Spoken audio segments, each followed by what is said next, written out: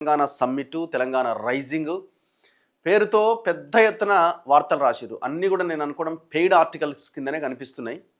So ప్రభుత్వం ఆయా పేపర్లకు ఇచ్చే రెమ్యూనరేషన్ బట్టి వాళ్ళ పేపర్లలో బ్యానర్ ఐటమ్స్ని ప్రచురించడం జరిగింది. మొత్తం ఏ పేపర్ చూసినా అదే.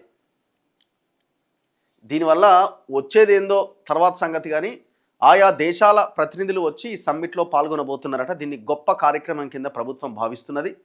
మరి ఇది ప్రజలని మాయ చేయడానిక, ఇష్యూస్ నుంచి, లేదు నిజంగానే ఏమన్నా పెట్టుబడులు తీసుకొచ్చే అవకాశం ఉందా?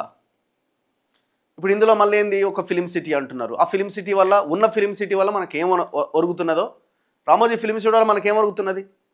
అదే ప్లేస్లో సల్మాన్ ఖాన్కో, అజయ్ దేవన్కో, ఎవరికో ఇంకో ఫిలిం సిటీ ఇవ్వబోతున్నారట. ఆయన ఎవరు, అంబానీ వంతారా జూ పార్కా ఏదో ఇవ్వబోతున్నారట. మరి ఏమొస్తుంది వీటి వల్ల?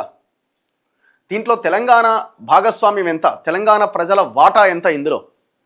సో ఇవన్నీ చర్చకు రావాల్సిన అంశాలు. ఇది జస్ట్ ఒక మీటింగ్ మాత్రమే, ఇదొక మీటింగ్ మాత్రమే. చూడండి, అన్ని పేపర్లలో ఇదే వార్త.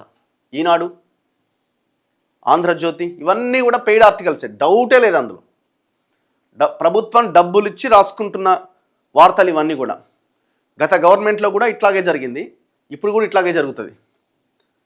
ఇది డైరెక్ట్గా ప్రభుత్వం నుంచి డబ్బులు పోవచ్చు, లేదు రకరకాల క్విడ్ ప్రోకో అంశాలు ఉంటాయి కదా, మీకు ఈ పని చేసి పెడతాం, మాకు ఈ పని చేసి పెట్టండి. ఇగో వెలుగులో ఇదైతే మొత్తం భజనే, ఇక డౌటే లేదు ఇందులో, మొత్తం అదే. ఇంకొక వార్తే లేదు. దిశ పేపర్లో ఇగో ఇదే, వెల్కమ్ టు సమ్మిట్. ఈ పేపర్ ఆ పేపర్ అని లేదు. నమస్తే తెలంగాణలో ఈయన ఆపోజిషన్ పేపర్ కాబట్టి, ఇది బీఆర్ఎస్ పేపర్ కాబట్టి ఈయన ఇంకొకటి రాసుకున్నాడు భూములకు సంబంధించి. దొంగ దొంగ దొంగ దొంగ దొంగ అని ఈయన అంటున్నాడు.